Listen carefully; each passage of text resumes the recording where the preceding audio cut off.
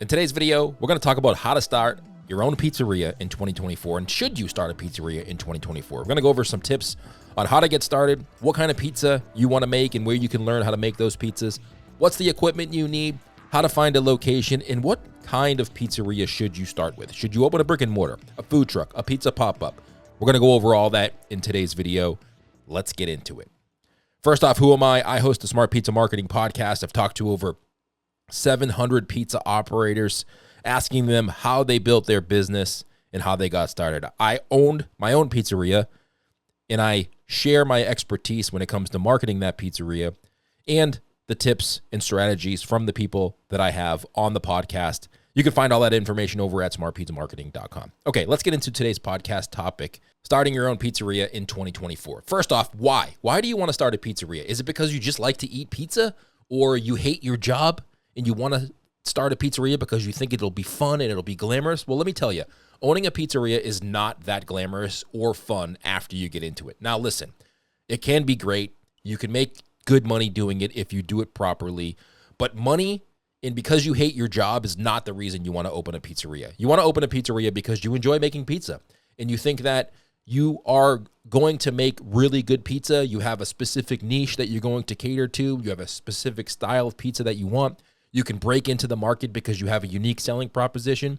But most of all, you enjoy the process. It's like starting a podcast. Everybody wants to have their own podcast, but they want to put in the work to make that podcast successful while making no money for 2 or 3 years.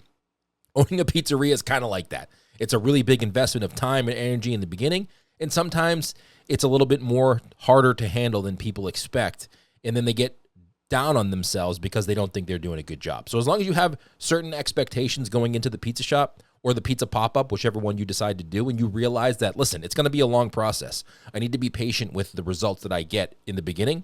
You're going to be fine. And that's the first step. The next one is, okay, what kind of pizza are you going to make? And do you know how to make pizza?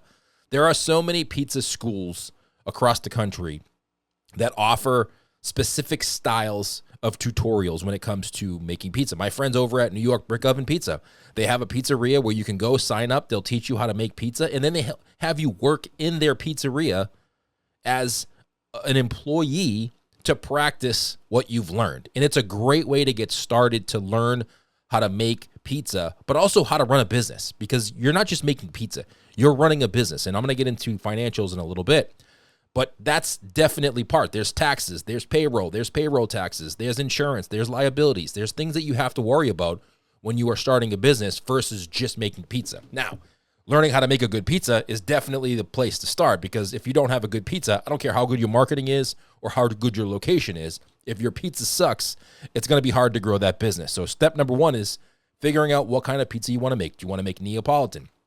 Do you want to make New York style? Do you want to make Detroit style? And then finding a place where you can go to learn the style of pizza that you want to make. There's different places, different schools specialize in different types of pizza. You can obviously go to YouTube and say, all right, I want to learn how to make Neapolitan pizza. What's the best dough recipe? And then practice at home, making it for your friends and family before you start to sell that pizza to customers who are going to pay you money. I've done probably 50 or 60 podcast episodes with people who have opened a pizza pop-up in this way. They started to make pizza at home because they like to make bread and pizza at home. They gave it away to friends and neighbors. And then they started to build up an Instagram following. And then they said, you know what, we're going to start to sell pizza. Probably did it a little bit illegally out of their house in the beginning, but it was a way to say, hey, listen, we're not going to charge you for this pizza, but wink, wink, if you want to give us a donation, go for it. And then that was their business model that they wanted to replicate moving forward. They tested it out. They made sure people enjoyed the pizza and they were willing to pay money for it. And then they said, okay, what's the next step? The next step for me is let's look for a mobile pizza oven or a Uni or Gosni. These pizza ovens that are available nowadays in 2024 are so much better and more affordable than they were 10 or 15 or 20 years ago. You would have to spend 10 or 15 or $20,000 15 or 20 years ago to buy a pizza oven that you could use at a pop-up. You would have to get a mobile unit, a pizza truck, and spend so much money. Now, you can get an Uni or a Gosni oven for $300 to $500 in a tent, and make sure you have, your sanitary practices in place and all of that. And you can start selling pizza pretty much with just that. It's a very small investment compared to opening a brick and mortar or even getting started 10 or 15 years ago. So the next step is, what kind of oven are you going to use? The two most popular ovens in the pizza industry for people who are pizza makers in the industry that use at home are Gosney ovens and Uni ovens. And they run on gas. They're very easy to handle and very easy to move from location to location. And you can make a great pizza in them. They make a phenomenal pizza. I probably know 3 to 5 pizzerias who have brick and mortar locations who have these ovens as their oven. And I don't know if that's the best way to do it, because I don't know if they're efficient at making that volume of pizza. But if you're going to do a pizza pop-up, or you're going to have a mobile pizza truck, and you want to get started and budget is not something that you have, resources are limited and you only have a certain amount of funds, you can make a really good pizza in an Uni or a Gosney oven. So I would suggest doing some research online. We'll put some links below this video where you can go watch some YouTube videos or even buy an oven if you want, and do a little bit of a research to what oven you want. I have both of them, to be honest with you, and I like them both equally. I think that depending on what kind of pizza you want and what style of pizza you're looking to make, your dough hydration and all of that, each oven has its pros and cons, but I think both are good starter points for you to start a pizza pop-up. All right, next up. So you have your why. You have your style of pizza that you want to make. You've gone to a school or you've at least done some research. The next step is all right, where can I sell these pizzas? With our podcast, we have people on the podcast who have started pizza pop-ups. And what they do is they start at farmers markets and breweries. For some reason, all pizza pop-ups start at these two places. Farmers markets on weekends and breweries, because they don't serve food. And if you can find a place like that in your area that you can kind of say, hey, listen, you don't serve food. I have a pizza business and I want to do a pizza pop-up and I'll make 50 or 60 pizzas a day. Is it okay if I kind of use your location? I'll use my marketing to get people in here aware of the farmer's market or aware of your brewery, and I'll sell the pizza, you sell the beer, or you sell the other things. That's how most people get started. The other thing you can do is start talking to your friends and family and do birthday parties or weddings. Weddings for pizza is something that's happening in the last couple of years way more than it ever did before. It's almost become cool to have a pizza at your wedding rehearsal or at your wedding before the dinner. And there's so many pizzerias who are doing weddings now. And the cool thing about doing weddings or dinner parties or birthday parties versus breweries and farmers markets is it's a set number of pizzas you have to make.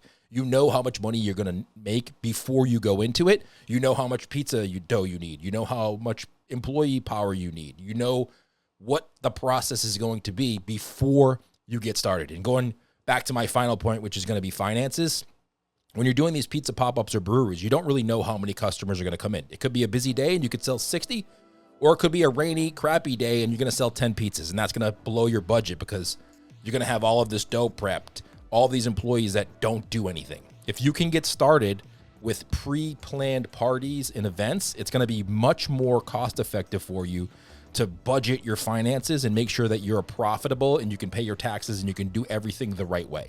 Because finances is the number one reason why businesses go out of business, especially pizza businesses, because they don't plan for certain finances. They don't plan for insurances. They don't plan for employee payroll.